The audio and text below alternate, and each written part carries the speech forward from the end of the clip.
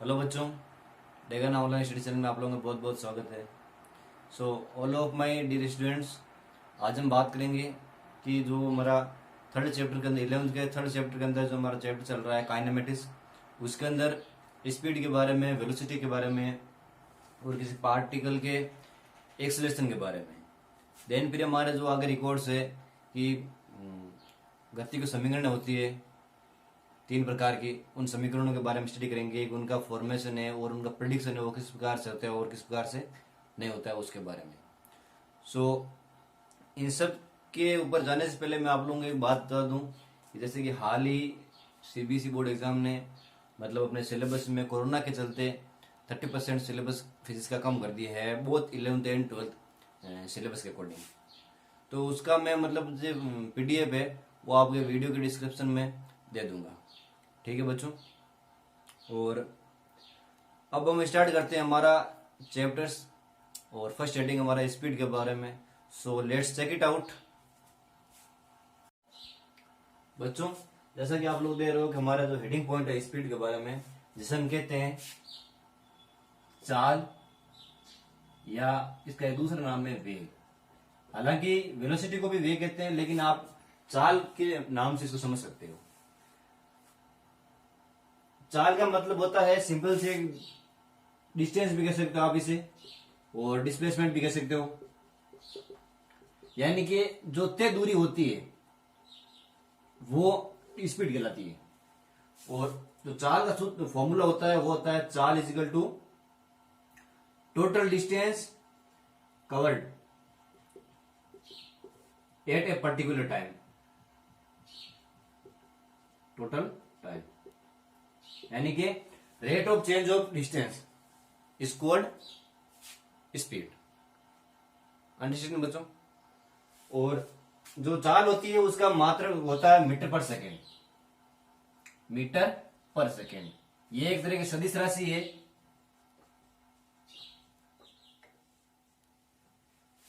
ठीक है स्टूडेंट्स।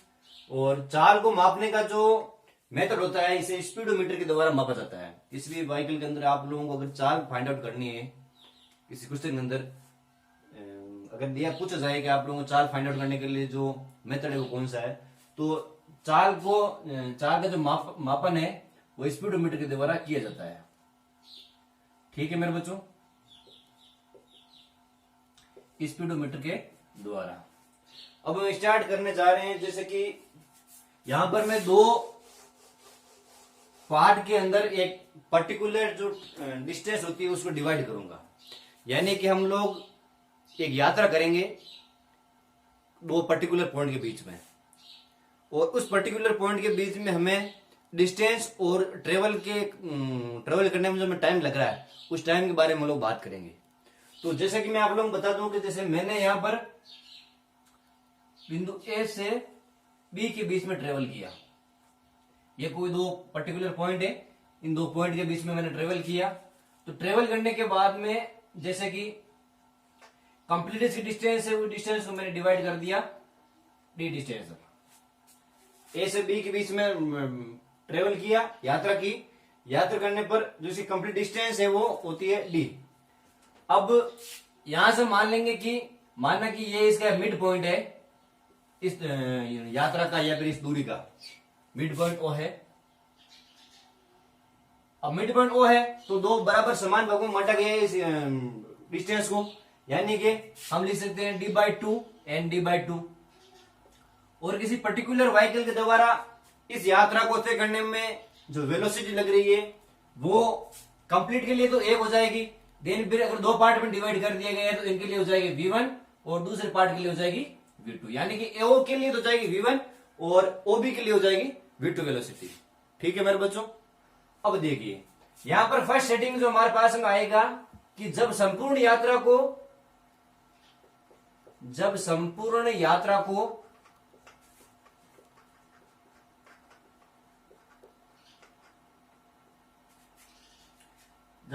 यात्रा को दूरी में बांटा जाए,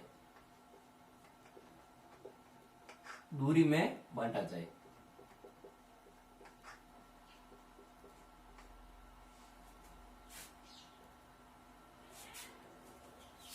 तो इसके लिए औसत चाल का जो फॉर्मूला है वो हो जाएगा कुल दूरी बटा कुल समय, कुल दूरी बटा कुल समय, ये फॉर्मूला होता है। उस चाल निकालेंगे हम लोग, यानी टोटल स्पीड काउंट करेंगे। टोटल स्पीड काउंट करेंगे, हमारे पास फॉर्मूला क्या है, कुल दूरी बटा कुल समय। अब इसके अप्रोक्सीमेट यहां पर हमें टाइम तो मतलब दिया नहीं गया है और डिस्टेंस हमारे पास में अवेलेबल है, तो यहां पर देखिए कि कुल दूरी इजिकल टू हो जाएगी आपके d/2 plus d/2 is equal to हो जाएगी d। ठीक है बच्चों, यहां पर हम लोग देखिए कि अगर हम बात करेंगे कि इस कंप्लीट डिस्टेंस को दो पार्ट में डिवाइड किया गया है, तो पहले हम ज्ञात कर लेंगे फर्स्ट पार्ट में जो टाइम हमें लग रहा है उसके बारे में, देन फिर हम बात करेंगे सेकंड पार्ट में हमारे पास जो टाइम लग रहा है उसके बारे में।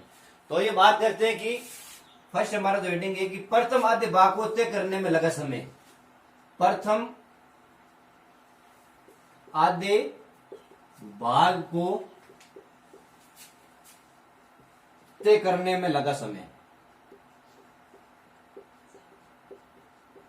लगा समय। ठीक है बच्चों, प्रथम आधे भाग को तय करने में लगा समय। अब तो यहां पर देखिए दो पार्ट में डिवाइड किया गया है, तो इसको मैं इस प्रकार से लिख सकता हूं T1 is equal to d/2 upon V1। ठीक है बच्चों, तो इसे हम इस प्रकार से लिख सकते हैं d/2 V1। देखिए दूरी बटा समय d अपॉन टाइम इजिकल हो जाएगा आपके v। तो फाइंड आउट क्या करना है, t फाइंड आउट करना है, तो क्रॉस मल्टीप्लिकेशन किया, क्रॉस मल्टीप्लिकेशन करने के बाद में क्या हो जाएगा 1/t इजिकल टू v/d, यानी फिर t इजिकल टू d/v। ठीक है बच्चों, ये फॉर्मेशन है, सिंपल सा फॉर्मेशन है, बस ज्यादा हार्ड नहीं है इसके अंदर। क्रॉस मल्टीप्लिकेशन कराना है और एज इट इज वैल्यू आपको पुट करनी है। देन पे हम लोग बात करेंगे कि शेष आधे भाग को तय करने में लगा समय, शेष आधे भाग को तय करने में लगा समय, तय करने में लगा समय कौन सा हो जाएगा कि T2 इजिकल टू हो जाएगा आपके d/2 V2। इस फॉर्म में लिख सकता हूं, पहले ये आएगी फिर इसको सरलीकरण करके इस फॉर्म में लिख सकता हूं, तो डायरेक्ट हम ऐसे भी इसको डिफाइन कर सकते हैं। अब देखिए औसत चाल क्या हो जाएगी आपके, औसत चाल हो जाएगी कुल दूरी बटा कुल समय। कुल दूरी कितनी है कि हो जाएगी कुल दूरी d अपॉन कुल समय कितना है d/2 V1 plus d/2 V1 is equal to हो जाएगा आपके d से d से कैंसिल, देन फिर 1 अपॉन 2 V1 प्लस 2 V2, यहां पर ये V2 है। तो इस प्रकार से हम लोग कह सकते हैं कि यदि जो संपूर्ण यात्रा होती है उसको दूरियों के अंदर हम डिस्ट्रीब्यूट करें तो उसका जो फॉर्मूला निकल जाएगा हमारे पास में वेलोसिटी के फॉर्म में, वो इस प्रकार से आ जाएगा। ठीक है बच्चों, अब इस प्रकार से हम लोग एज्यूम कर सकते हैं कि यदि 3 पार्ट में डिवाइड किया गया यात्रा को, यदि चूंकि संपूर्ण यात्रा को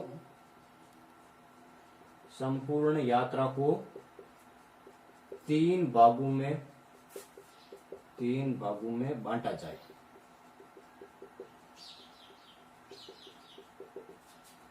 तो इसके लिए हो जाएगा 1/3V1, 3 पार्ट में डिवाइडेड है 3V1 plus 3V2 plus 3V3। 3 part में डिवाइड करेंगे, 3 पार्ट में डिवाइड करेंगे तो सिंपल से दूरी कितनी हो जाएगी d/3 plus d/3 plus d/3 equal to d हो जाएगी। देन फिर कितनी हो जाएगी देखिए आप 3d/3, 3 से कैंसिल d वापस, और यहां पर देखिए T1 d/3/V1 और d/3V3 3V2 3V1 इस प्रकार से, देन फिर SD को। समझ गए बच्चों, होप कि ये बड़ी सिंपल चीज है और ज्यादा इसमें मतलब प्रोसेस आप लोगों को लोड में नहीं लेना है कि बस डिवाइड किए यात्रा को, ट्रेवल यहाँ पर करना जरूरी है, क्योंकि ट्रेवल के बिना आप लोग स्पीड काउंट नहीं कर सकते।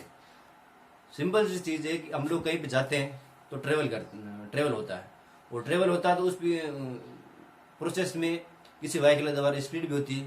ज़्यादा स्पीड करेंगे किसी व्हीकल की, ज़्यादा स्पीड करेंगे तो मतलब कम टाइम लगेगा, और धीरे चलेगी गाड़ी या फिर कोई दूसरा मतलब कि व्हीकल तो टाइम ज़्यादा लगेगा। वही प्रोसेस तो कुछ नहीं। ठीक है बच्चों, तो ये हो गया मतलब कि दूरियों में अगर बांटा जाए तब का प्रोसेस। अब हम बात करेंगे नेक्स्ट, अगर समय में बांटा जाए, जब संपूर्ण यात्रा को समय के अंदर बांटा जाए तो उस प्रोसेस में हम लोग इसकी औसत चाल या फिर औसत वेग को किस प्रकार से फाइंड आउट कर सकते हैं उसके बारे में वही बात करते हैं।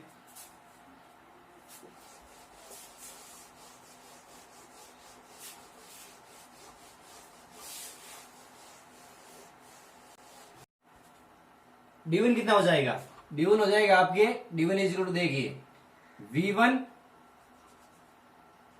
T/2 हो जाएगा।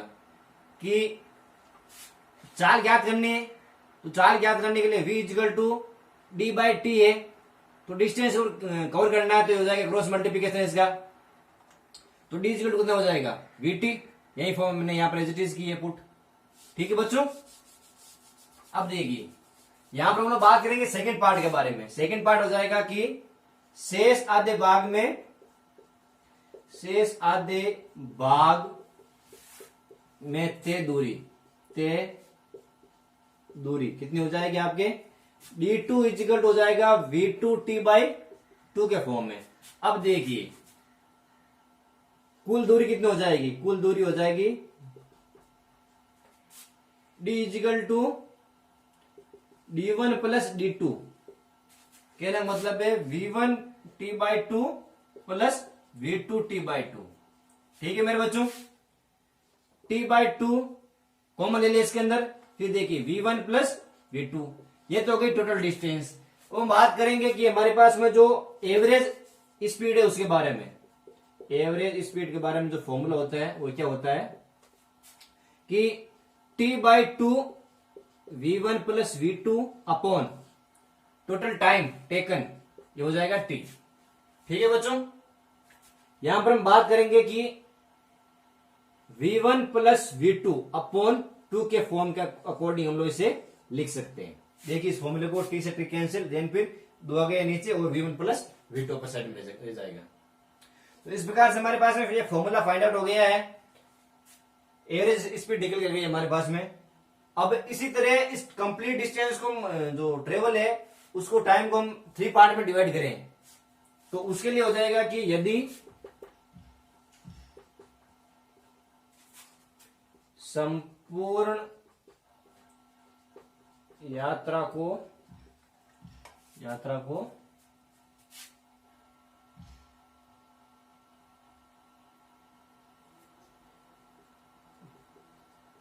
3 भागों में बांटा जाए, 3 भागों में विभक्त किया जाए, टाइम को डिस्ट्रीब्यूट करना है 3 पार्ट में टाइम को, तो उसके लिए फॉर्मूला हो जाएगा V1 plus V2 plus V3 upon 3। ठीक है बच्चों, इस प्रकार से हम लोग निकाल सकते हैं। तो यह तो हो गया अगर दोनों पार्ट में डिवाइड करें तब कंप्लीट डिस्टेंस को एंड कंप्लीट टाइम को। स्पीड के बारे में हो गया, स्पीड को मापने का फॉर्मूला जो प्रोसेस होता है वो होता है मेथड स्पीडोमीटर, वो सदिश राशि होती है, मीटर पर सेकंड इसकी मतलब मात्रक होता है। तो इस प्रकार से कुछ मेथड है, बस सिंपल सी कुछ कैलकुलेशन है जिसको आप लोग ध्यान रखना है। और छोटी छोटी चीज जैसे कि ये फॉर्मूला उस चाल का कुल दूरी बटा कुल समय, कुछ टाइप से। ठीक है बच्चों, होप कि आप लोगों को अच्छे समझ में आए। अब हम बात करेंगे नेक्स्ट एक्सेलरेशन के बारे में। तो ये बात करते हैं, अगला राइटिंग पॉइंट है त्वरण के बारे में, यानी एक्सेलरेशन। अब एक्सेलरेशन क्या होता है? Rate of change of velocity, यानी कि वेग में परिवर्तन की दर, वेग में परिवर्तन की दर, यानी कि a इजिकल टू dx/dt की फॉर्म में, और इसका मात्रक क्या हो जाएगा? मीटर पर सेकेंड स्क्वायर। ठीक है बच्चों, राशि है ये है एक तरह की सदिश राशि। ये बस सिंपल चीजें आप लोगों को पता होनी चाहिए। एक्सेलरेशन होता है सदिश राशि मीटर पर सेकेंड स्क्वायर, जैसे कि आप लोगों ने डायमेंशनल फॉर्म बीमी सूत्र आपने पढ़ा था, उसके अंदर मैंने आप लोगों को बता दिया कि राशि सदिश होती है, मीटर पर सेकंड स्क्वायर होता है, और सॉरी ये विस्थापन यहाँ पर देखिए वेलोसिटी आ जाएगा कि रेट ऑफ चेंज ऑफ, तो इसके लिए हो जाएगा डीवी अपॉन dt।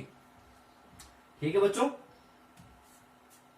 वो तो विस्थापन हो जाएगा वेलोसिटी के लिए, और ये है वेग के लिए, वेग में परिवर्तन। ठीक है बच्चों, तो अब देखिए यहां पर आप लोगों को ये चीज ध्यान रखनी है कि अगर त्वरण धनात्मक हो, त्वरण धनात्मक और ऋणात्मक दोनों हो सकता है। त्वरण क्या है कि धनात्मक और ऋणात्मक दोनों हो सकता है। तो धनात्मक त्वरण हो तो उस टाइम मतलब वेलोसिटी की प्रोसेस क्या होता है कि धनात्मक त्वरण में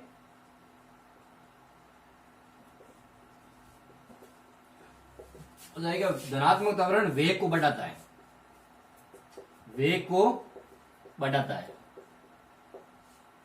और ऋणात्मक जो त्वरण है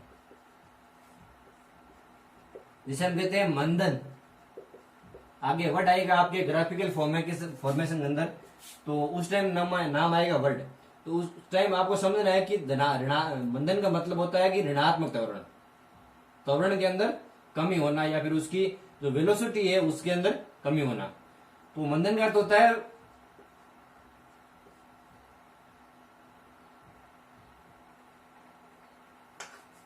वेग को बढ़ाना,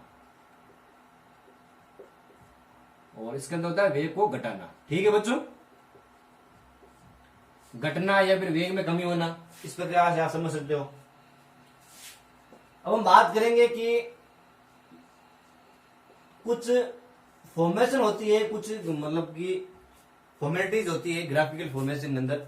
आगे हम बात करेंगे कि त्वरण और समय के अकॉर्डिंग कुछ ग्राफिकल फॉर्मेशन होती है उसके बारे में।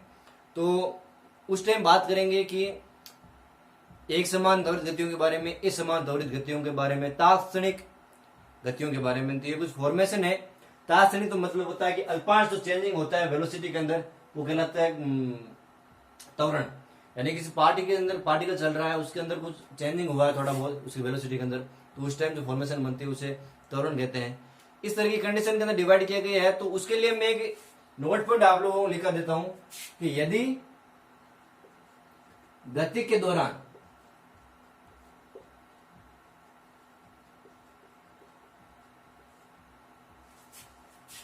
कण नियत रहता है, कण की स्थिति नियत रहती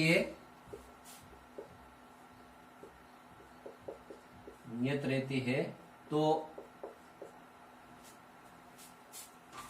यदि गति के दौरान कण की स्थिति नियत रहती है तो एक समान त्वरित गति कहलाती है, त्वरित गति कहलाती है।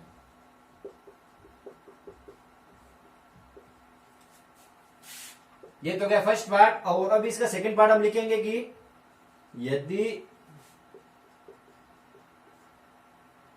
गति के दौरान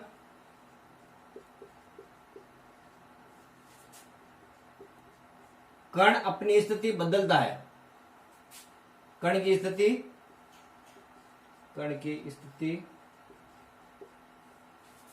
बदलती है, तो इसे असमान त्वरित गति कहते हैं।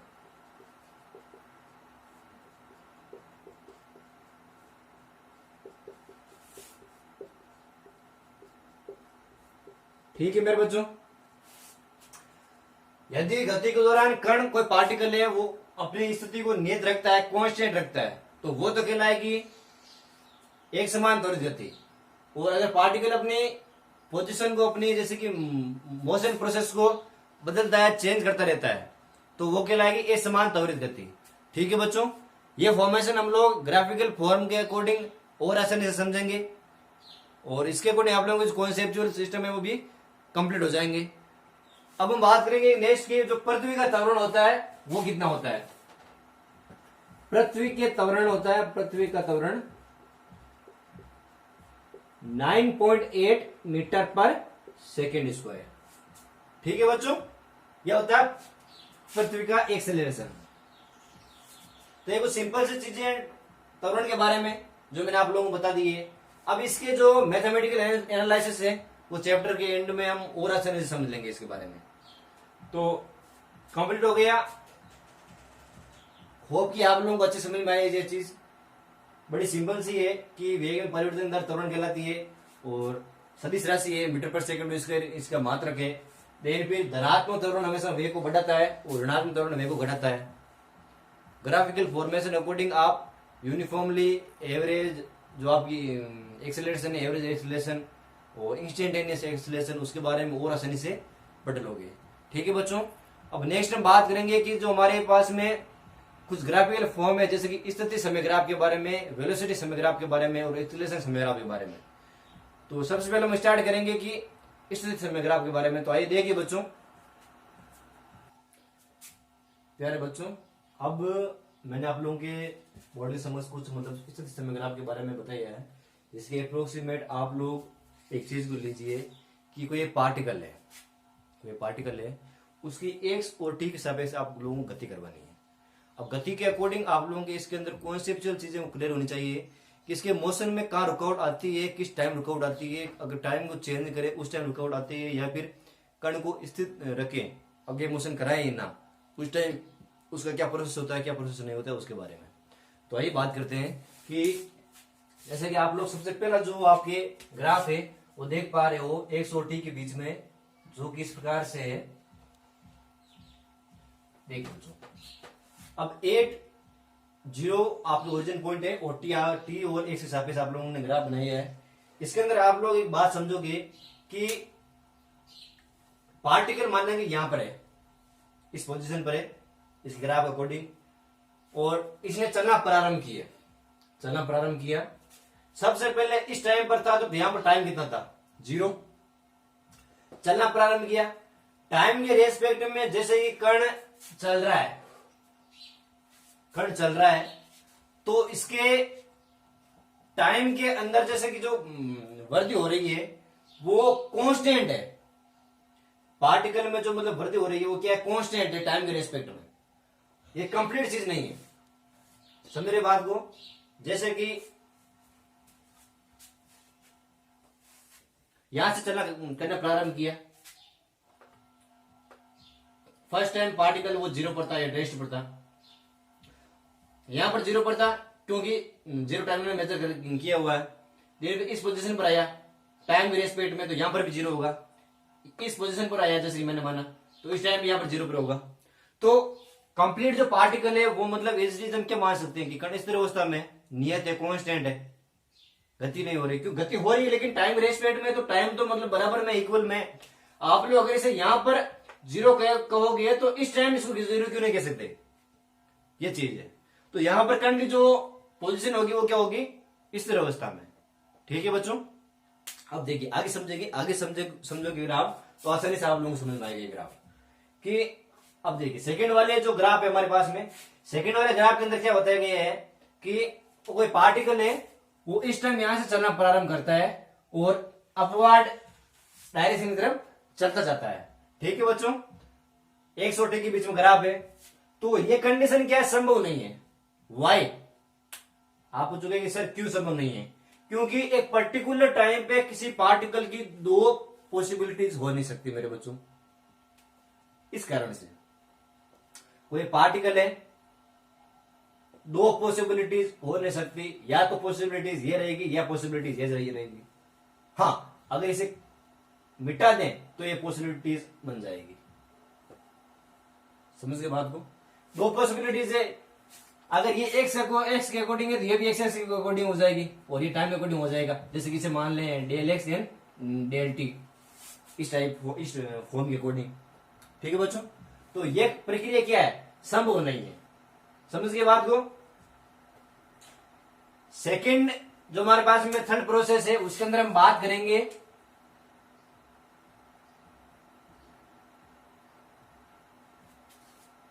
जब बन रहा है सीधा एकदम, ठीक है, लेकिन हम लोग इसे एक स्ट्रेट लाइन के अकॉर्डिंग समझेंगे।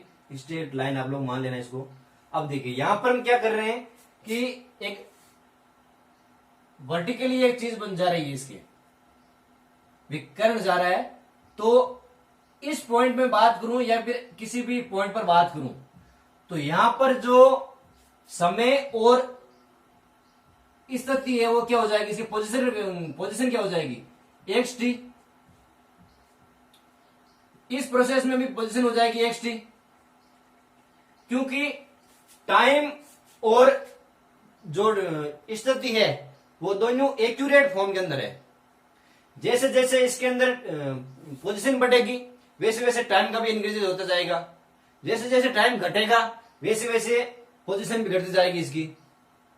वो दोनों एक दूसरे के समानुपाती है, टाइम और पोजीशन है। जो अगर इस टाइप का ग्राफिकल फॉर्मेशन आपके कोई न्यूमेरिकली बन जाए तो उस टाइम से एक ध्यान रखना है आप लोगों को कि ये दोनों क्या है, एक दूसरे के एक समानुपाती टी फॉर्म के अंदर आ जाएगी। ये दोनों एक समानुपाती टी फॉर्म के अंदर आ जाएंगे, क्योंकि जैसे जैसे स्थिति बढ़ेगी पोजीशन, जैसा कि मैं यहां पर ले लो इस पोजीशन पहले पॉइंट पे, तो इस टाइम पोजीशन भी एक्स और टी रहेगी।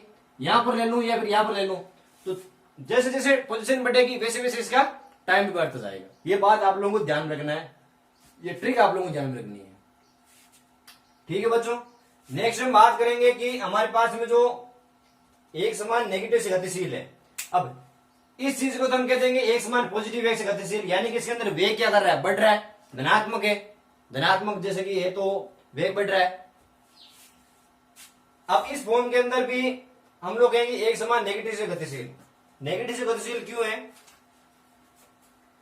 इस पोजीशन को मैं ले लूं जैसे कि यहां पर इस फॉर्म के रूप में, यहां पर पहले क्या था, टाइम जीरो था, और यहां पर भी आया तो टाइम जीरो गया, यानी कि जो कुछ भी प्रोसेस बीच में हो रहा है वो उस प्रोसेस में कोई मतलब नहीं है। एंगुलर फॉर्म के अंदर जो ये थीटा बनेगा वो थीटा क्या होगा, ग्रेटर देन 90 डिग्री होगा। जो एंगल बन रहा है यहां पर देखिए, ये तो बन जाएगा आपके 90 डिग्री, लेकिन ये जो एंगल बन रहा है यहां पर जो एंगल बनेगा वो क्या हो जाएगा, ग्रेटर देन 90 डिग्री हो जाएगा। और एक समान नेगेटिव से गतिशील क्यों है, क्योंकि यहां पर भी जो टाइम है वो जीरो है और यहां पर भी टाइम जीरो है, तो हम कह सकते हैं गति कुछ हुई नहीं, इसका प्रोसेस कोई मतलब नहीं है। इस प्रकार की ग्राफिकल फॉर्मेशन अंदर जो बीच में गति होती है उसका कोई मतलब नहीं है। ठीक है बच्चों, इस प्रकार हम इसे कह सकते हैं ये एक समान नेगेटिव से गतिशील गति है, नेगेटिव वेग से गतिशील गति है। फिफ्थ वाले पार्ट में हम लोग बात करेंगे कि एक समान त्वरित गति इस प्रकार की ग्राफिक फॉर्म है। क्यों, क्योंकि देखिए यहां तक कण के चलने का और ना चलने का कोई मतलब नहीं है, क्योंकि कण है वो शून्य पर है।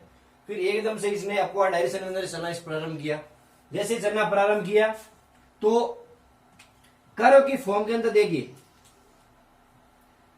इसके रेस्पेक्ट में और इसके रेस्पेक्ट में यहां पर जो एंगुलर फॉर्म है और यहां पर जो एंगुलर फॉर्म है वो दोनों एंगल क्या है, चेंजेस है। इन दोनों फॉर्म अकॉर्डिंग टू एंगल बनेगा, वो एंगल के अंदर परिवर्तन होगा, दोनों बदले हुए रहेंगे, एंगल अलग अलग रहेंगे। इसलिए इसके अंदर जो वेलोसिटी है वो बढ़ती जाएगी। परिवर्तन होगा तो क्या होगा, इसके जैसे कि कोण मैंने आपको बताया है कि यदि कण की स्थिति कण स्थिर अवस्था में एक समान रूप से नियत रहे तो वो गति क्या कहलाएगी, एक समान त्वरित गति कहलाएगी। तो ये क्या हो गई, एक समान त्वरित गति हो गई और बदलता रहेगा। यहां पर एंगल चेंजेस का जो फॉर्मूला है वो आप लोग गलत तरीके से ना लें, गलत तरीके से ना लें। एंगल चेंजेस का जो फॉर्मूला है वो इस टाइम आप लोग निकालो कि सर हाँ यहाँ चेंजेस तो यहां हुआ है, यहां पर नहीं हुआ है, क्योंकि एक फिक्स पोजीशन पर के आधार पर ये एंगल अपना इक्वल रखेंगे। इस बात को आप लोग ध्यान में रखें। ये कर्व वाली जो फॉर्म है ना, एक पर्टिकुलर फॉर्म के अकॉर्डिंग बाद में ये दोनों एक फिक्स एंगल पर स्ट्रेट लाइन के फॉरवर्ड के रूप में अपना जो कर्व है वो बना देंगे। तो स्ट्रेट लाइन के अकॉर्डिंग बना देंगे तो इसका एंगल होगा वो इक्वल हो जाएगा, समान रहेगा। ठीक है बच्चों, तो इस प्रकार आप इसे कह सकते हो एक समान त्वरित गति। अब यहां पर देखिए एंगल यहां पर छोटा है, क्योंकि इस कर्व के अकॉर्डिंग में यहां पर जैसे कि मैंने बनाई है वो रेखा कर्व बनाई है, तो कर्व बनाई है तो यहां पर मैं टेंजेंट बना देता हूं, एक टेंजेंट बना देता हूं को जो कर्व का शेप ले रही है अप्रोक्स स्टार्टिंग पोजीशन पे, कर्व का शेप ले रही है अप्रोक्स स्टार्टिंग पोजीशन पे, तो यहाँ इस पोजीशन पर जो एंगल बनेगा उसके रेस्पेक्ट में ये एंगल क्या होगा, चेंज होगा। ये तो एंगल हो जाएगा 0 और यहाँ पर कुछ एंगल बनेगा जैसे कि ये इस प्रकार से ये एंगल बना और यहाँ पर एंगल 0 हो गया। तो θ1 इज ग्रेटर देन θ2 हो जाएगा, ये एंगल इससे बड़ा हो जाएगा। ठीक है बच्चों। और त्वरण में भी क्या हो जाएगी, एक समान गति करेगी पहले और यहाँ पर चेंज हो जाएगा। इस टाइम कुछ चेंज में डिफरेंस था इसके प्रोसेस में। तो इस प्रकार गति क्या कहलाती है, एक समान मंदित गति कहलाती है। नेक्स्ट हम बात करेंगे कि सेम प्रोसीजर, किसी एक पार्टिकल एक पर्टिकुलर टाइम पे दो कण की स्थितियां संभव नहीं है। एक पर्टिकुलर टाइम पे कण की दो स्थितियां बन रही है ना इस प्रकार से, तो ये प्रोसेस क्या है, संभव नहीं है मेरे बच्चों। तो ये तो हमने कुछ ग्राफिकल फॉर्मेशन समझ लिए। अब नेक्स्ट हम बात करेंगे कि इसके कुछ नोट पॉइंट्स के बारे में। तो वो नोट पॉइंट्स किस प्रकार से, आइए बात करते हैं उनके बारे में। और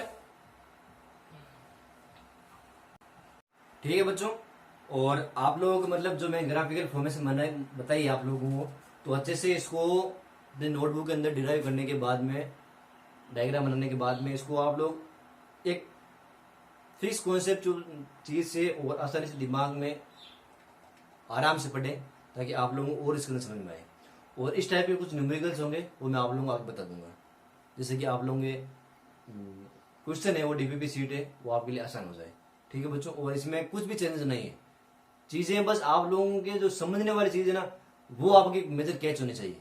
क्योंकि जो चीज मैं आप लोगों को बता रहा हूँ वो चीज आप लोग किस प्रकार से कैच करते हो, किस प्रकार से अपने अंदर समाहित करते हो, किस प्रकार से लेते हो उनको, वो चीज मेन इंपोर्टेंस रखती है। तो ग्राफिकल फॉर्मेशन को आसानी से समझे। और कमेंट्स में मुझे इसके अंदर कुछ भी डाउट्स है उसके बारे में आप लोग आसानी से बता सकते हो कि सर हमारे यहाँ पर ये प्रॉब्लम हुई है या फिर ये टॉपिक हमें समझ में नहीं है उसके बारे में। ठीक है बच्चों। तो नेक्स्ट हम बात करेंगे जैसे कि स्थिर समय ग्राफ के बारे में।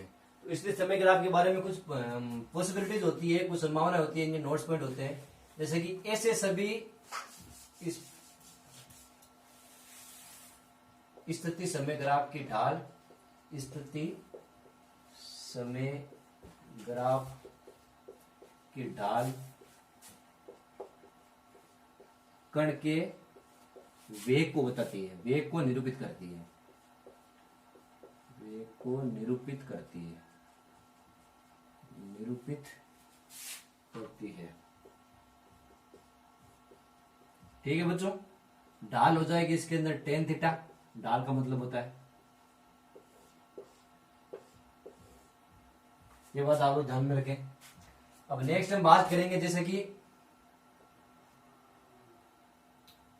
एक अगला वाला पॉइंट आ जाएगा जिसके बारे में मैंने आप लोग बताया है कि ऐसे सभी ग्राफ असंभव होते हैं, ऐसे सभी ग्राफ असंभव होते हैं जिनकी एक स्थिति पर, यानी कि एक स्थिति पर कण या फिर एक पर्टिकुलर टाइम पे कण की दो स्थितियां होती संभव नहीं होती, उसके बारे में।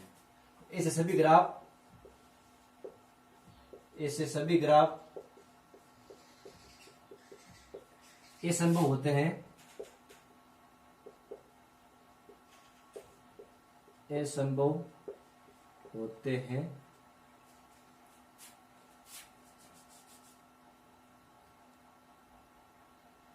जो एक निश्चित समय पर, जो एक निश्चित समय पर कण की दो स्थितियों को निरूपित करें, कण की दो स्थितियों को निरूपित करें। ठीक है बच्चों।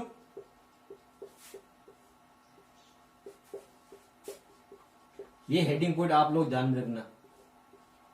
इसके बारे में कुछ कॉन्सेप्चुअल चीज भी आ जाए, जैसे कि ब्रैकेट के अंदर भी ऑब्जेक्टिव क्वेश्चन आ जाए, तो उसके बारे में आप लोग बता सकते हो कि इस प्रकार के ग्राफ के अंदर पार्टिकल की एक पर्टिकुलर टाइम पे दो पोजीशन संभव नहीं है। होप कि समझ में आए सारी बताई हुई चीजें। और नेक्स्ट हम बात करेंगे कि वेलोसिटी और टाइम ग्राफ के बारे में, वेग और समय ग्राफ के बारे में। तो आइए बच्चों बात करते हैं। तो बच्चों जैसे कि आप लोग देख पा रहे हो कि अब हम बात करेंगे वेलोसिटी टाइम ग्राफ के बारे में, वेलोसिटी और समय ग्राफ के बारे में।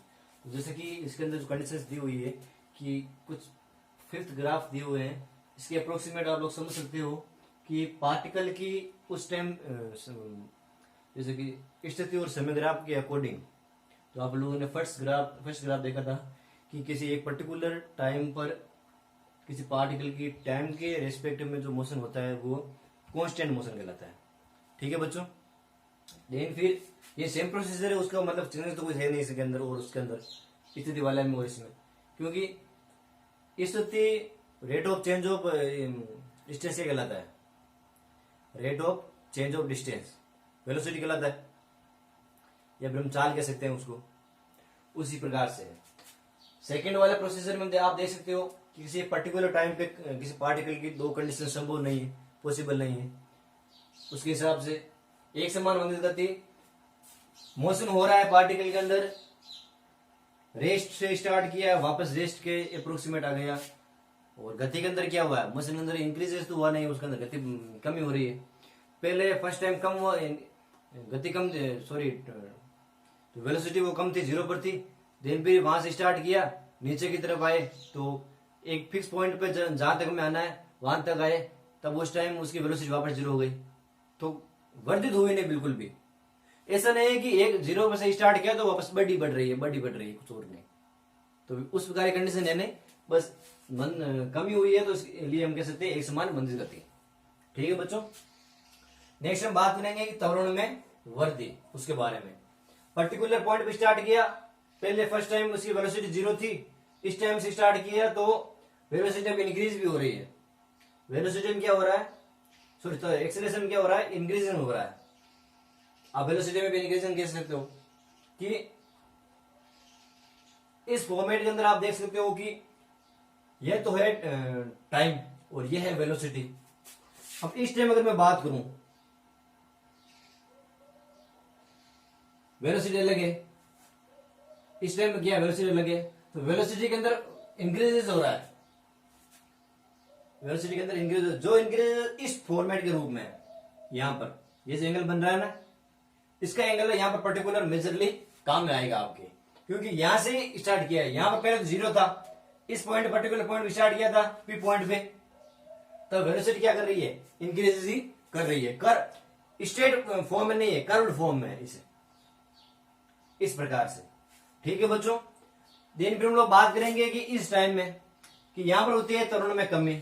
कमी किस कारण से होती है कि आप लोग देख सकते हो इस पर्टिकुलर पॉइंट पी पर जो एंगल है वो बढ़ रहा है, यहां से जो एंगल का मान है वो एकदम से θ1 है वो इंक्रीज कर रहा है, देन फिर इस पर्टिकुलर जो स्ट्रेट लाइन बन रही है, अब यहां पर मैं कर्व बनाऊं, यहां पर तो कर्व बनेगा इस प्रकार से, और यहां पर आते ही वापस शांत हो जाएगा, तब थीटा एंगल θ2 क्या हो जाएगा, 0 हो जाएगा, Q इक्वल टू 0 हो जाएगा। P और Q 2 पॉइंट माने, इसके लिए θ1 अलग हो जाएगा और इसके लिए θ2 अलग हो जाएगा। तो यहां पर क्या होता है, त्वरण में कमी हुई है, सेम उसी प्रकार से जैसे कि हमने यहां पर बात की थी, θ1 से स्टार्ट किया, θ0 से यहां पर आया तो 0 पॉइंट हो गया, ये प्रोसेस यहां पर है, θ1 पहले तो बढ़ा लेकिन यहां पर 0 हो गया, त्वरण में क्या हुई है, कमी हुई है, उससे मंदन हुई है, सेम प्रोसीजर है, आसानी से समझो, आराम से पढ़ो, अच्छी समझ में आएगा। जैसे इसके अंदर ज्यादा विचार करोगे और न्यूमेरिकल सोल्व करोगे तो अब आपके दिमाग में इसका सेटअप और आसानी से बैठ जाएगा। ठीक है मेरे बच्चों, अब हम बात करेंगे इसी कुछ सिम्टम्स के बारे में, जिसके बारे में मैं आप लोग बता दूं कि कंडीशंस क्या क्या होती है, अप्रोक्सीमेट इनकी ढाल के बारे में और इनका जो एरिया होता है उसके बारे में। तो देखिए बच्चों की फर्स्ट पॉइंट है हमारा वीटी ग्राफ की ढाल। वीटी ग्राफ की ढाल कण के त्वरण को निरूपित करती है, कण के त्वरण को निरूपित करती है, यानी कि एक्सेलरेशन को रिप्रेजेंट करती है, त्वरण को निरूपित करती है।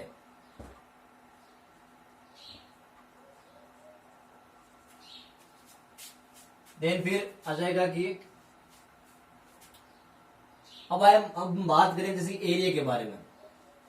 ये ग्राफ था हमारे पास में और फर्स्ट हम बात करें जैसे कि इस प्रकार से, तो ये जो एरिया कहलाएगा,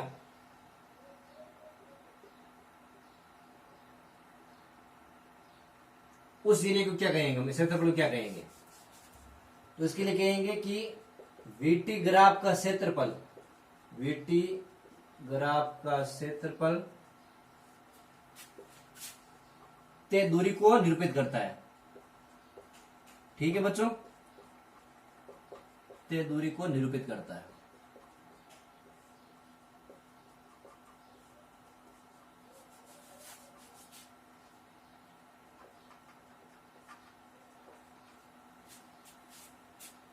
और नेक्स्ट हम बात करेंगे कि ऐसे सभी ग्राफ ऐसे वो होते हैं।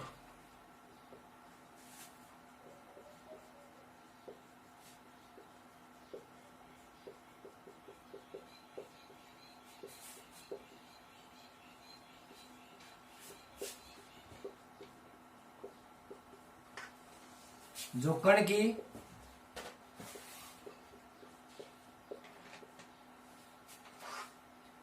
एक ही समय पर एक से अधिक स्थितियां निरूपित करें, एक से अधिक स्थितियां निरूपित करें।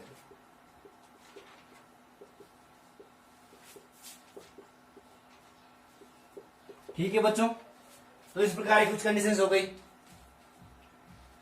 ये पर्टिकुलर चीजें आप लोगों को ध्यान में रखनी है, जो कि आप लोगों के ऑब्जेक्टिव क्वेश्चन के अंदर या फिर वन लीनियर क्वेश्चन के अंदर काम में आएंगी।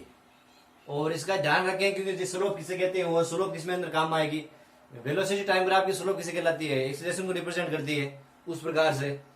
तो ये तो गए हमारे वीटी ग्राफ और एक्स ग्राफ के बारे में। अब हम बात करेंगे नेक्स्ट एक्सीलरेशन और समय ग्राफ के बारे में। तो आइए बच्चों बात करते हैं।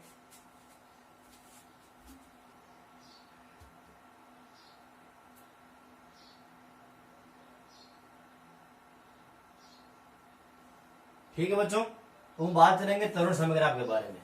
तो ये कुछ 3 ग्राफ फॉर्म दी हुई है आपके पास में, जैसे कि आप लोग समझ सकते हो इसके अंदर कि किसी पर्टिकुलर टाइम पे जो कण है वो अगर मोशन करेगा विद रेस्पेक्ट टू टाइम, तो उस कण की जो स्थिति है वो नियत कहलाएगी, कांस्टेंट कहलाएगी। क्योंकि वही सेम प्रोसीजर है, किसी गाड़ी के अंदर कोई व्यक्ति बैठा है, उसके पास में मोबाइल है, तो आदमी के रेस्पेक्ट में मोबाइल कंडीशन क्या है, 0 पे। देन फिर वही कंडीशन इसके बाहर के आवरण के अंदर हो, अगर वो व्यक्ति बाहर के आवरण की तरफ देखे तो बाहर की जो चीजें हैं उसे क्या लगेगी कि बाहर की सारी चीजें वो मोशन कर रही है, बट एक्चुअल में होता क्या है कि वो आदमी खुद मोशन कर रहा है, उसकी गाड़ी मोशन कर रही है, वो खुद गति की अवस्था में, गतिशील अवस्था में। तो ये तो कोई प्रोसेस नियत वेग त्वरण के अनुरूप। और इसके अंदर बात करेंगे पर्टिकुलर टाइम पे, इस टाइम बात करें तो इस टाइम बात करें तो इस टाइम बात करें तो त्वरण के अंदर बिल्कुल भी कमी नहीं हो रही, कुछ भी नहीं हो रहा है। अगर ना तो मंदन हो रहा है, ना ही त्वरण के अंदर कमी हो रही है। किसी भी पॉइंट पे ले लो आप, एग्जिट पॉइंट पे त्वरण के अंदर वृद्धि ही वृद्धि होगी, बढ़ेगा ही बढ़ेगा। इस पॉइंट पे, इस पॉइंट पे, इस पॉइंट पे, सारे के अंदर जिस प्रकार से त्वरण में टाइम इंक्रीज होगा, वैसे वैसे त्वरण के अंदर वृद्धि होती जाएगी। ठीक है बच्चों, नेक्स्ट हम बात करेंगे थर्ड के अंदर, या इस पॉइंट बिंदु पे और इस बिंदु पे, दोनों बिंदु पे त्वरण आके 0 हो जाएगा। बीच वाले प्रोसेस को हम मानेंगे नहीं, जो प्रोसेस हुआ है उसके बारे में कह सकते हैं कि त्वरण के अंदर कमी हुई है। ठीक है बच्चों, अब इसके अंदर एक हेडिंग पॉइंट है कि आप लोग एक बात समझ सकते हो कि त्वरण समय ग्राफ की जो ढाल है, नोट पॉइंट आप लिख लो इसके अंदर कि त्वरण समय ग्राफ की ढाल,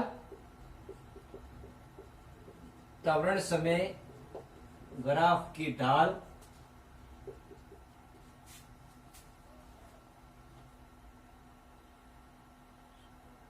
सॉरी त्वरण समय ग्राफ का क्षेत्रफल, त्वरण समय ग्राफ का क्षेत्रफल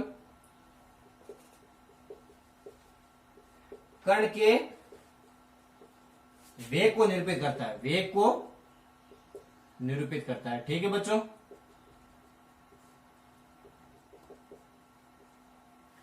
जो एरिया है त्वरण समय ग्राफ का, उसे हम कहेंगे वेलोसिटी के अकॉर्डिंग एक्सप्लेन करेंगे किसी भी न्यूमेरिकल फॉर्म के अंदर, न्यूमेरिकल क्वेश्चन के अंदर। ठीक है बच्चों, तो ये तो गए है ऐसी कुछ ग्राफिकल फॉर्मेशन के बारे में। अब नेक्स्ट हम बात करेंगे गति के समीकरणों की प्रिडिक्शन के बारे में, उनके प्रोडक्शन के बारे में, कि गति के समीकरण किस प्रकार से प्रिडिक्ट होती है और किस प्रकार से प्रिडिक्ट नहीं होती है। तो आइए बच्चों बात करते हैं गति के समीकरणों के बारे में। बच्चों अब नेक्स्ट पॉइंट बात करेंगे हम कि एक समान एक समान त्वरित गति की समीकरण, त्वरित गति की समीकरण, त्वरित गति की समीकरण, उसके बारे में। तो जो यूनिफॉर्म मोशंस होती है जो 3 प्रकार की होती है, और ये गतियां उनको प्रेडिक्ट करने के लिए और प्रोड्यूस करने के लिए हम 2 मेथड का यूज कर सकते हैं।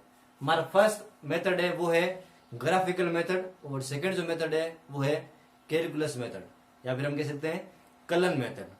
ठीक है बच्चों, तो आइए बात करते हैं सबसे पहले जो हमारे पास हेडिंग ऑफ पॉइंट है उसके बारे में। फर्स्ट पॉइंट होता है ग्राफिकल, ग्राफीय विधि, और सेकंड हो जाएगा आपके कलन विधि।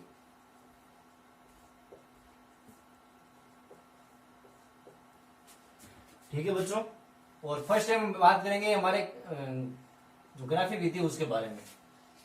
तो इसके लिए हमें क्या करना पड़ेगा कि जो हमारे पास में स्थिति समय ग्राफ और वेलोसिटी समय ग्राफ एंड एक्सेलरेशन समय ग्राफ, इन तीनों ग्राफिकल फॉर्म के अकॉर्डिंग हमें एक चीज ध्यान में रखनी है इसके अंदर कि ऐसी कौन सी चीज इन तीनों ग्राफ के अंदर लें, कौन से ग्राफ हम लें जिसके अप्रोक्सीमेट हम लोग हमारे पास में, जैसे कि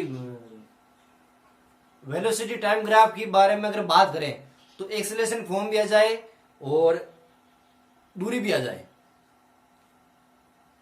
उनके जो एरिया है एरिया अप्रोक्सीमेट दूरी भी आ जाए, क्योंकि दूरियों का और डाल का हमारे पास में बहुत बड़ा महत्व रहेगा। यहाँ पर जो मैं डायग्राम बनाने जा रहा हूं उसके बारे में, तो डायग्राम को आप पहले समझ लो कि डायग्राम की फॉर्म होती है वो इस प्रकार से होती है, जैसे कि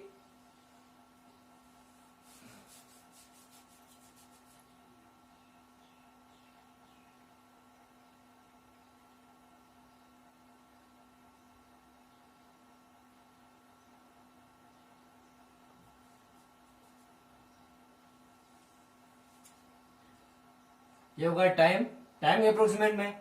अब यहां पर हम लेंगे वेलोसिटी टाइम ग्राफ को, वेलोसिटी और टाइम ग्राफ को। ठीक है बच्चों, तो सबसे पहले हम लोग बात करेंगे कि यहां पर एक ट्राइंगल और एक आयत को रिप्रेजेंट करेंगे, जो कि इस प्रकार से होगा आपके।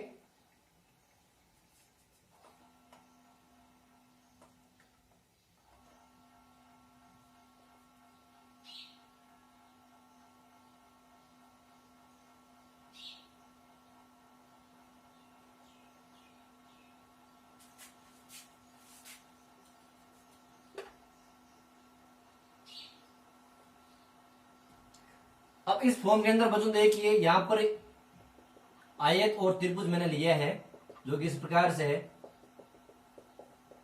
और यहां पर एंगल दिया गया है थीटा। देन फिर इसके अप्रोक्सीमेट हम कह सकते हैं ये तो गया टी, टी भुजा, और ये जो भुजा होगी वो हो जाएगी यू, आपने सामने भुजा हो जाएगी यू भुजा। देन फिर ये जो पार्ट है वो कहलाएगा वी माइनस यू फॉर्म में। ठीक है बच्चों, अब देखिए यहां पर हमारे पास में कुछ वैल्यूज जो दी हुई है उनको कहते क्या है। तो सबसे पहले हम लोग बात करेंगे कि जो हमारे पास में यू दिया गया है वो कहलाता है प्रारंभिक वेग,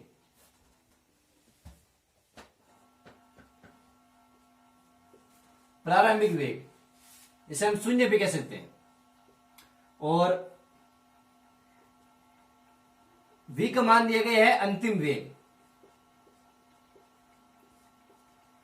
अंतिम वेग। देन फिर टाइम कहलाएगा आपके समय अंतराल,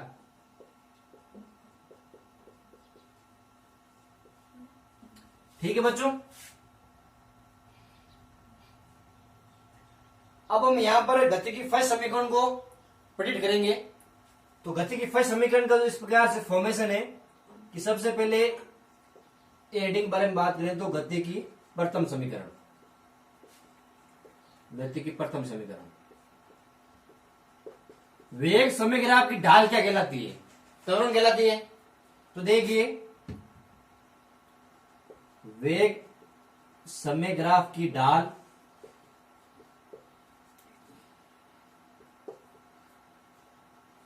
त्वरण को निरूपित करती है, त्वरण को निरूपित करती है। ये बात हमने पढ़ी थी नोट पॉइंट्स के बारे में, नोट्स पॉइंट्स के अंतर्गत निरूपित करती है। तो ए हो जाएगा आपके टेन थीटा। देन पे हम लोग बात करेंगे कि ए इज इक्वल टू हो जाएगा टेन थीटा, क्या हो जाएगा इसके अंदर, टेन थीटा हो जाएगा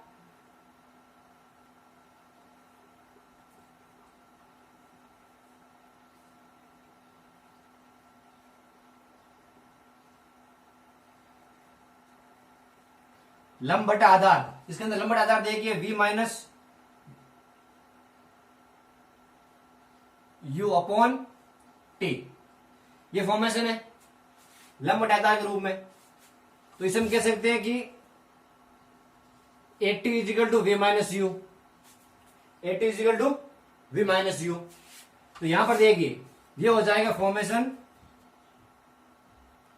v इज इक्वल टू हो जाएगी u प्लस AT के फॉर्म में।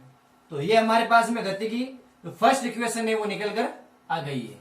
ठीक है बच्चों, टेन थीटा को रिप्रेजेंट किया कि ढाल है वो किसको निरूपित करती है, देख समय अगर आप ढाल त्वरण को निरूपित करती है। तो tan theta equal to acceleration, और टेन थीटा की वैल्यू होती है कि लंब बटा आधार, लंब हो गया त्रिभुज के अंदर ये, और आधार हो गया टी, लंब बटा आधार। और इस फॉर्मेशन को, इस कैलकुलेशन को सोल्व किया तो हमारे पास में v की वैल्यू है वो निकल के आ गई, और इसे कहते हैं गति की प्रथम समीकरण।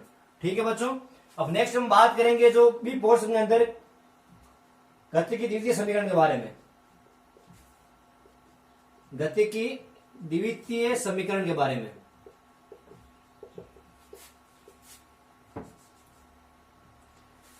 उसके अंदर हम बात करेंगे कि वेग समय ग्राफ की ढाल, वेग समय ग्राफ का क्षेत्रफल, ग्राफ का क्षेत्रफल तय दूरी को निरूपित करता है, तय दूरी को निरूपित करता है।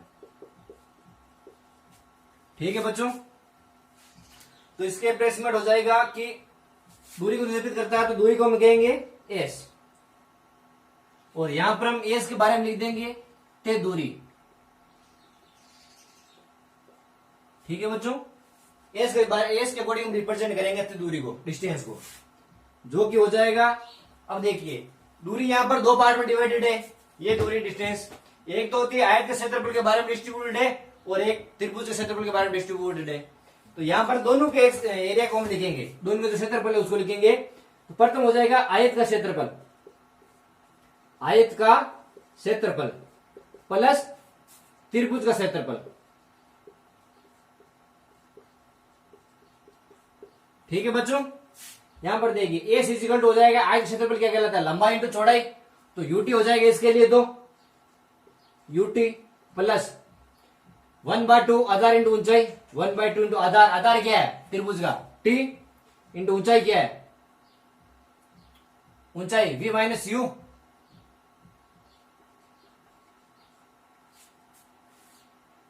ठीक है, 1/2 आधार इंटू ऊंचाई v माइनस यू। ठीक है बच्चों, इसके अप्रोक्सीमेट आप लोग देखिए कि एस इजिकल हो जाएगा U T plus V T minus U T upon 2, S equal to U T plus V T and minus U T. ठीक है बच्चों, अब देखिए इसको आगे सोल्व करते हैं तो ये हो जाएगा एस इजिकल टू यूटी, ये फॉर्म करके यहां पर, और इसके रेस्पेक्ट में आप लोगों को क्या चीज दिखाई दे रही है, इस फॉर्म के अकॉर्डिंग समझो, इस फॉर्म के अकॉर्डिंग आप लोग समझ सकते हो कि S equal to U T plus 1/2 आ गया ये, और v माइनस यू को आप लोग किस प्रकार से लिख सकते हो, v माइनस यू को यहां पर देखिए जो v माइनस यू है वो v minus you upon T acceleration कहलाएगा। तो आप लोग इसे इस प्रकार समझ सकते हो कि v minus you upon T,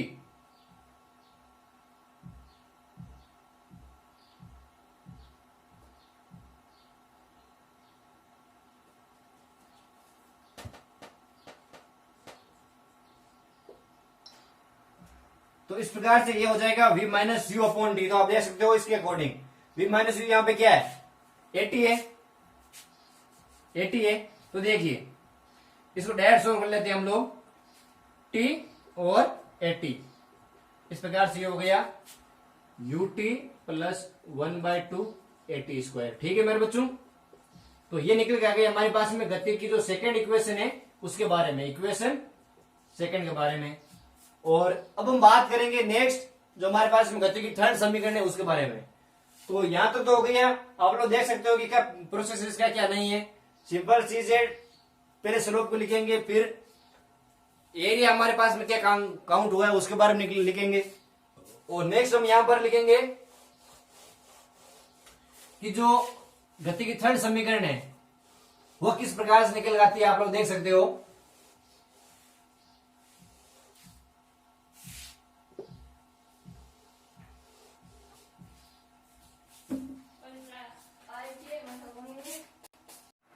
तो बच्चों अब नेक्स्ट हम बात करेंगे जो हमारे पास में गति के तृतीय समीकरण है, थर्ड समीकरण, उसके बारे में। तो देखिए गति की थर्ड इक्वेशन के बारे में। थर्ड इक्वेशन का जो प्रोसेस है वो हमारे पास में निकल जाएगा प्रथम समीकरण से। इसको लेंगे तो इसके लिए हो जाएगा कि from equation first v equal to u plus 80। अब हम कर देंगे take both side square.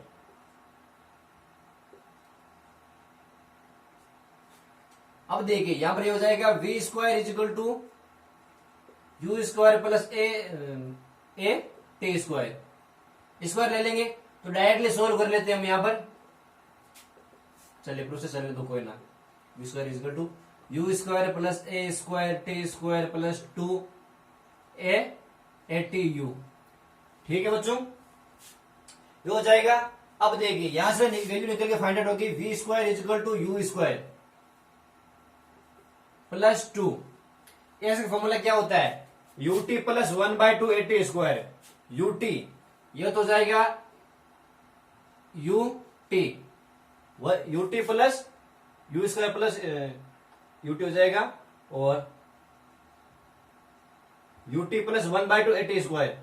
80 square को कॉमन लेंगे तब इसको कंप्लीट सरलीकरण करने के बाद में हमारे पास में एक तो ये वैल्यूज आ गई a की, और एक वैल्यूज ये जाएगी यहां से s की। ठीक है बच्चों, देखिए सबसे पहले हमने क्या किया कि a को एज इट इज लिख दिया। देन फिर यहां इस समीकरण से ut को एक साइड में ले लेंगे, ये हो गया ut plus a square T square जो वैल्यूज है यहां पर a स्क्वायर और टी स्क्वायर, इसमें से अब हमें यहां पर जैसे कि काउंट करना है तो ये वैल्यूज हो जाएगी ut plus 1/2 a T square. तो अब हमने यहां पर क्या किया, जैसे कि स्क्वायर को चेंज करने के बाद में, स्क्वायर को चेंज आउट करने के बाद में यहां पर 1/2 हमने एडिट किया, और एड करने के प्रोसेस में हमने ये वैल्यूज फाइंड आउट कर ली है। तो इस प्रकार से हम लोग यहाँ गति की थर्ड समीकरण है उसे फाइंड आउट कर लेंगे। ठीक है बच्चों, ये तो क्या कंप्लीट जो हमारे पास में ग्राफिकल पोर्शन है उसके हिसाब से समीकरणों का प्रेडिक्शन। अब नेक्स्ट हम बात करेंगे कि हमारे पास में जो कलन विधि है उसके हिसाब से गति का समीकरण वो किस प्रकार से फाइंड आउट होती है उसके बारे में। कलन विधि बोले तो कैलकुलेशन पोर्शन सोल्विंग प्रोसेस में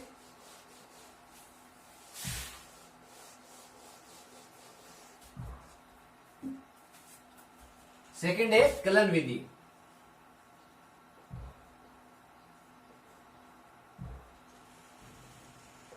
उसके अंदर देखिए बच्चों, सबसे पहले हम लोग बात करेंगे कि जो गति की फर्स्ट समीकरण आई है हमारे पास में, उसका प्रोसेस निकालने के लिए हम लोग यहां पर लिखेंगे कि त्वरण क्या कहलाता है।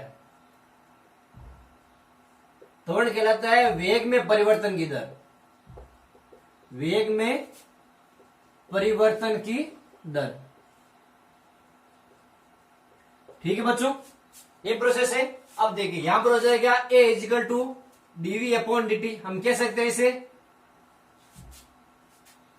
फिर हम बात करेंगे जैसे कि क्रॉस मल्टीप्लिकेशन से a dt इजिकल हो जाएगा आपके dv, या फिर ऐसे लिख दो आप कि डीवी इजिकल टू हो जाएगा एडीटी। ठीक है बच्चों, ये पार्ट डिफरेंशिएशन में कॉकलन फॉर्म में, यानी 5 चीजें हम कंप्लीट वेलोसिटी को निकालेंगे तो इसके लिए हम इसका समाकलन करने देंगे, और इसकी जो लिमिटेशन हो जाएगी वो हो जाएगी कि 0 से t के बीच में एंड v से u के बीच में। ठीक है बच्चों, अब इसके लिए देखिए आप इंटीग्रेशन करते हैं, take both side integration, take both side integration, तो ये हो जाएगा u से v और इंटीग्रेशन इसको कर लेंगे t ए डी टी। ठीक है बच्चों, अब देखिए इसका इंटीग्रेशन हम करते हैं अगर, तो इसके इंटीग्रेशन में पोर्शन में क्या होता है कि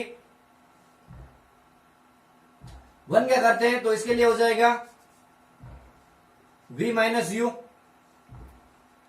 v माइनस यू, 1 आ जाएगा पहले बीच में, 1 आने के बाद में इसका जो इंटीग्रेशन हो जाएगा वो लिमिटेशन के आधार पर 1 और लिमिटेशन 1 माइनस यू, लेकिन फिर इसका इंटीग्रेशन हो जाएगा 1 v माइनस यू। ठीक है बच्चों, इजिकल टू एक्सलेशन को बाहर लिया, 1 का एक्सलेशन किया t के रूप में, तो t इज माइनस 0, ये प्रोसेस आ जाएगा। फिर हम बात करेंगे जैसे कि v minus U equal to A T, v equal to U plus A T की फॉर्म में हमारे पास में फर्स्ट इक्वेशन जो है वो फाइंड आउट हो चुकी है इस प्रकार से। ठीक है बच्चों, तो ये तो गया हमारे पास में गति के फर्स्ट समीकरण के आधार पर। आप लोग समझ सकते हो कि सबसे पहले हमारे पास में त्वरण का फॉर्मूला क्या होता है कि रेट ऑफ चेंज ऑफ जो वेलोसिटी होती है वो एक्सीलरेशन कहलाती है, और इसका कंप्लीट इंटीग्रेशन करने के बाद में लिमिट हमारे पास में दी हुई है कि v से u तक ये लिमिट फॉर्म है, और 0 से t के बीच में अगर हम टाइम रेस्पेक्ट में से इंटीग्रेशन करते हैं तब उस टाइम कंप्लीट सॉल्विंग के प्रोसेस में हमें कर्ल विधि के द्वारा गति की फर्स्ट समीकरण वो निकलकर प्राप्त होती है। ठीक है बच्चों,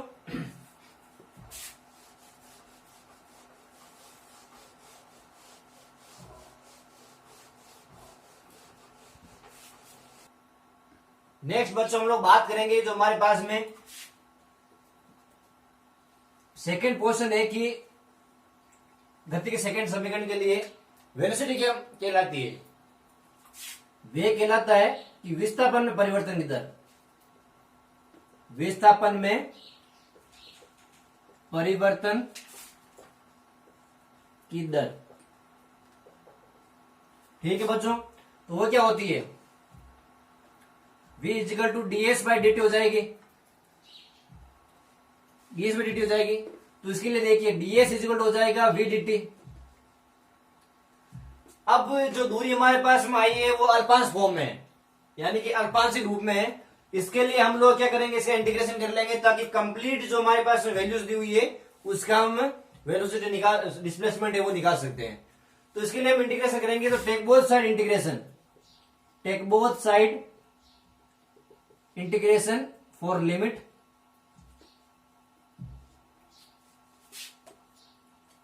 zero to S and 0 to t। ठीक है बच्चों, यहां पर t हमारे पर t का पास करना है, तो यहां पर 0 से t के बीच में यूनिट आ जाएगी, और इसके लिए आ जाएगी 0 से s के बीच में। तो देखिए 0 से s के बीच में लिमिट आ जाएगी ds इजिकल टू v का फॉर्मूला क्या होता है, u plus eighty, u plus eighty का इंटीग्रेशन किया हमने 0 से t के बीच में dt की फॉर्म के रूप में। तो ये आ जाएगा 1 आ जाएगा यहां पर, तो 1 की वापस 0 से s के बीच में लिमिट आ जाएगी s इजिकल टू, सोल्व करने बाद ये तो 1 रहेगा, 1 का करते हैं तो s आ जाएगा s equal to s minus 0, तो s इजिकल टू हो जाएगा, यहां पर देखिए u आ जाएगा, ये u हटा तो यहां पर 1 है, 1 का इंटीग्रेशन होता है 1, तो ये फिर वापस मल्टीप्लिकेशन में जाएगा इसके, ये तो हो जाएगा ut प्लस ये भी एक एक्सलेशन को भी बाहर लिया हमने, एक्सलेशन को बाहर लेते हैं जैसे कि 80 है तो a को बाहर लिया, फिर t का इंटीग्रेशन किया, तो इसके लिए क्या हो जाएगा t स्क्वायर बाई टू, तो कितना हो गया 80 स्क्वायर बाई टू,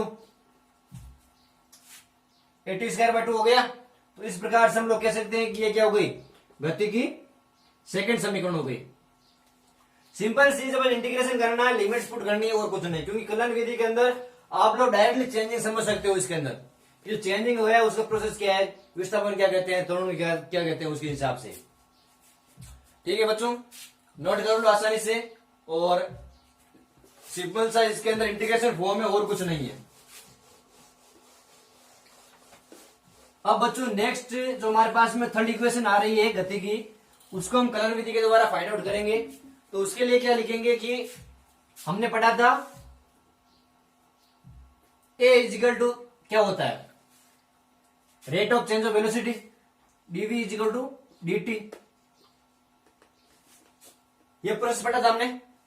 अब वेलोसिटी क्या होती है, rate of change of displacement. तो इसे चेन रूल के अकॉर्डिंग हम लोग वैल्यूज पुट करें इसके अंदर, तो ये वैल्यूज क्या हो जाएगी, a equal to dv upon ds,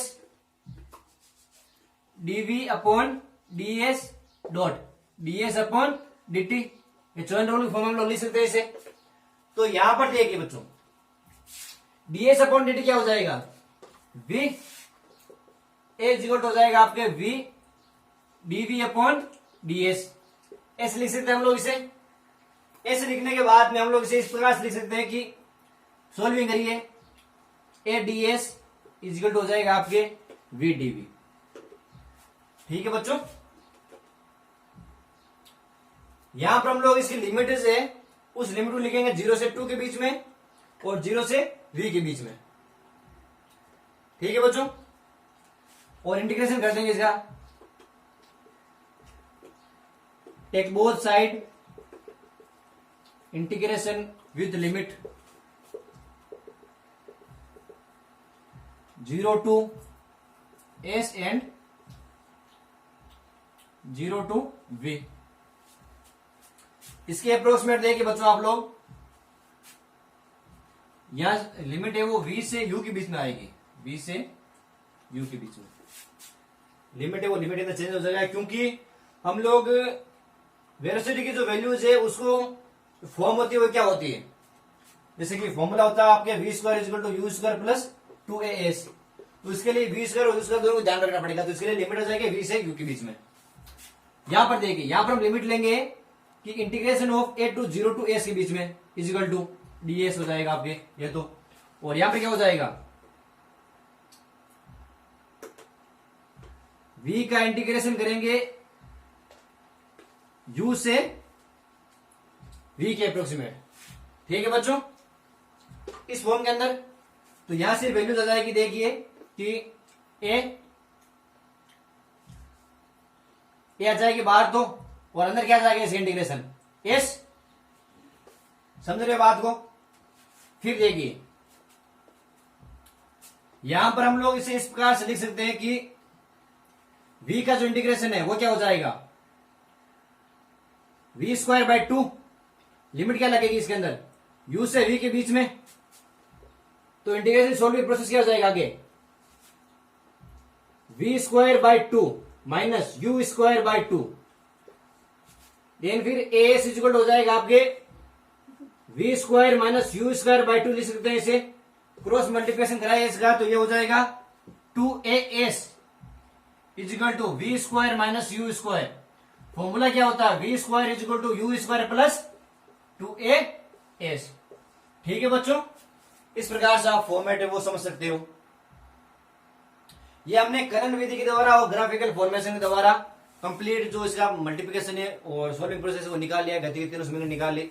अब नेक्स्ट हम बात करेंगे, जैसे कि हमारे पास में प्रक्षेप्य गति होती है, प्रोजेक्टाइल मोशन होता है, कि अगर जो इंजीनियर किसी भी मोशन को काउंट करते हैं, कोई स्ट्रक्चर बनाते हैं, किसी स्ट्रक्चर का निर्माण करते हैं, तो उस टाइम थोड़ी बहुत मोशन होती है, या फिर अपर साइड में और लोअर साइड में एंगल्स होते हैं, उनके बारे में किस प्रकार से वो गणना करते हैं, उन चीजों के बारे में बात करेंगे।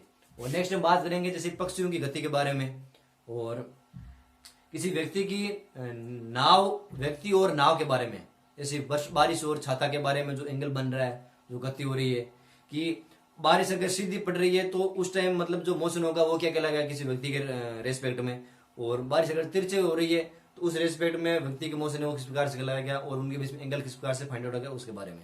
ठीक है बच्चों, तो channel Degana online study channel को लाइक, शेयर, कमेंट और सब्सक्राइब करना ना भूलें, और विशेष तौर से बेल आइकन को प्रेस करना ना भूलें, क्योंकि इससे आप मेरे द्वारा पढ़ाए हुए फिजिक्स के जितने भी सारे वीडियोज हैं उनके बारे में सबसे पहले सूचना आप लोगों को मिल जाएगी। ठीक है बच्चों, तो take care and bye bye.